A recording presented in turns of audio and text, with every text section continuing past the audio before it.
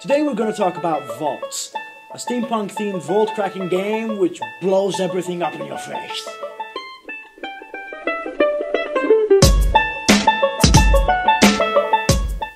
Let's get straight to the point. You know, vaults is this. This deck is the whole game. Yeah. In vaults, what you do is you assemble a crew and then sneak into a vault and try to crack it. When you crack open a vault, there are two things that could happen. You gain loads of money, or a little bit of money, or everything blows up in your face. Your face. Your face. And the thing is, everything blowing up in your face happens a lot. So many times do you plan your turn, especially if you use my strategy, the one where you build a big fat crew and go for the big fat vaults and everything blows up in your face. Your face. More often than not if you're unlucky. The thing is, the game is based around a concept of high risk, high reward, low risk, low reward. If you go for a big vault, which needs a big crew to crack, you have a higher chance of failing. And failure on these big vaults is pretty disastrous. You know, you show up the vault, there's that moment of tension, you've managed to assemble a good crew, good enough to open up the vault, you go, you grab the vault, you say, okay, I'm gonna unlock this thing. You open it up, and when you're opening up, you kind of don't want to look, you're opening that door, you don't want to look, you don't want to look, you don't want to look, but because when you look at it, you might realize that everything's blown up, most of your crew's gone to prison, all of your tools have been destroyed, your boss is also in prison, and then, after telling you what you've lost and how you've been destroyed, it gives you a little tiny bonus telling you you've gained an action, or draw a card. Just like it's trying to rub it in your face. Your face. Vaults has got this really sort of, well, not dark, but this kind of grim steampunk sort of thing going on. The cards are dark, they are grey and blacks with a sepia sort of feel to the characters. Mind you, the art looks great, it looks amazing, but even the theme is all fitting to this sort of dark, steampunky, everything can go wrong sort of thing. As I said, high risk, high reward, low risk, low rewards. There are different vaults. Some of them are easier to crack, but the easier ones to crack fail less, but give you a lesser reward. And the differences between the small ones and the big ones is pretty diverse. Let me show you. See? A vault that you crack can have 200 pounds in it, or just a mere 20. Of course, the statistics needed to crack these vaults vary greatly too, but keep in mind that to win the game, you need 400 bucks. In the base game, you only need 400 bucks to win the game. So if you manage to crack this vault right, that means you are already, with one action, halfway through to winning the game. But by going with a vault this big, which has a 9, a 7, and a 6, all of them big numbers in vault terms, you have also a big chance of disaster. These guys, which are a lot easier to crack, allow you to have less risk, but also give you punier, stupider rewards. So basically there are two basic strategies here. Multiple crews, multiple small crews you can build of people and tools, which go for smaller, easier to crack vaults, or else go for the big fat single crew which goes nice and hard for the big ones. But that probably means that your big crew will soon go to prison and die. But they don't actually die, you see, because if a crew member goes to prison, you can bail them out. But you probably won't be able to do that in your own turn. You may be able to bail out one or two if you have actions left, but most of the time, your opponents will bail your own crew out and take them from you and use them in their own crews.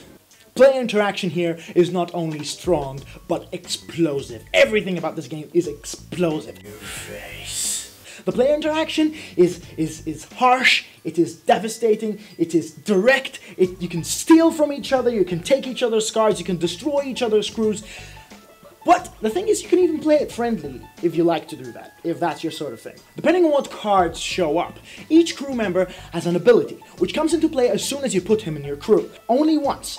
but you have to do it always. You can't not do it. So, careful playing and good timing when playing these characters not only makes a difference when adding values to your crew, but also makes a difference for the action to make sure that the benefit is going to be taken in full. So in that balance, do I play it now so I can crack this vault but not take the maximum benefit, or even having, for example, some cards ask you to send a crew member to the police station. Now that has to be done whether or not there are crew members in other players' teams. So that means that if you put down that card and there are no other crew members except your own, you have to send your own dudes to prison. So careful timing is balanced out with the benefits of actually adding the abilities of those crew members to your team. Each crew member or tool has 3 statistics, that being how strong it is, its mechanical prowess, and its explosives, how explosive your face. These are essentially just numbers which add up just so that you can reach the values on the stats of each vault. Each vault has the same statistics as the cards,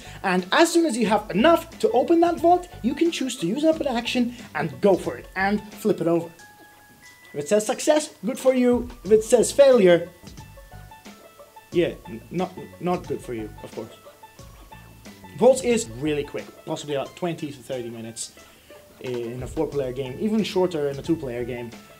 I've played games which were 15 minutes long, and that's needed for a game like this because there's quite a bit of chaos on the table when you're playing this game. So it's good that it's that short. I'm happy with that. The game includes some pretty cool design choices too. For example, the boss cards, which are essentially just crew members who have an ability that is activated every time you open a vault instead of when you play it, right?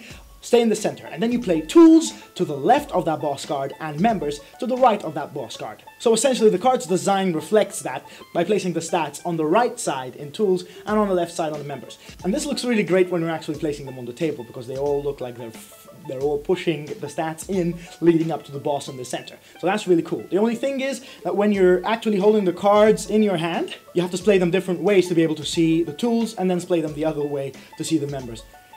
Let me show you. So as you can see, if you hold the cards this way, you can clearly see the stats on the crew members, which have an M over there, whilst you have to display the cards the other way to be able to see the stats on the tools. And that in itself, although it's really cool when you actually put them on the table, it's a little bit counterintuitive when you're holding the cards in your hand. I would really be interested to see if the devs can come up with something to use that in the game. You know, maybe in an expansion or as part of, I don't know, as a stretch goal or something. I don't know what they're gonna do. But I know this is probably me being far-fetched, but I do make use of it in some of my games. I don't know if you saw, and then we held hands, and it's used in Glory to Rome, where the way you look at the card, it's different, but display mechanic for me is pretty cool.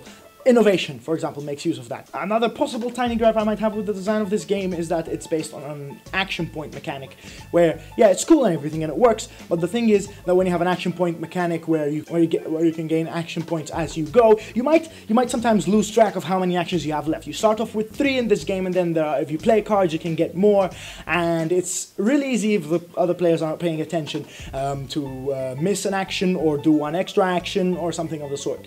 But it's not really anything major, it's just the way it is. I mean, Dominion, which is a loved game all over the universe, it has much more of this problem than this game has. I mean, you start off with 3, maximum 5, you know? So it's a very little gripe. The whole randomness and player interaction and things blowing up in your face, I wouldn't say it's a gripe, because I can't say that, because the game is actually based on that concept of having this random chaos in the whole place going around all over the place, and that's the way the game is. So I can't say that it's bad design, but there are people who will not enjoy that. The way I see vaults is like a small little rubber bouncing ball inside a small room, and someone just slams it to the wall and everything goes all over the place. There will be people who will be crying and saying, "Oh, I can't handle this," and there will be other people who will be rolling on the floor laughing with fun. That's the way this is, right? Vaults is a chaotic game where all your planning may, if it decides to do so, blow up in your face in one turn. One turn, you might be going nice and strong, and then boom, the next you open a vault, it explodes on you, and everything goes to prison, and you lose half of your crew. But that's what the game is about. The game is based on risk and reward. You want to risk big, you get a big reward, or a big fat slap on your face, and that's fine. That's how the game is. It might appeal to a few, it might put some people off, but there, you know about it. The great thing about it though is that it plays really quick, it's really easily accessible to all sorts of people, it can be played by virtually anyone. The rules are simple, intuitive to explain, everything you do costs one action. There's no real rules that you could miss. It has, they've already sent me quite a few FAQs which really cleared up all the questions. So this game is accessible to virtually anyone in the world. Even novice gamers will enjoy this thing. But it's the way it is. It's, if you like, I don't know, Dungeon, Munchkin, Epic Spell Wars on Mount Skullsfire, all these games where theme and chaos and screwing each other over is what you enjoy, then this is probably a really cool, fast-playing, ultra-portable game which you can take with you anywhere and play with anyone.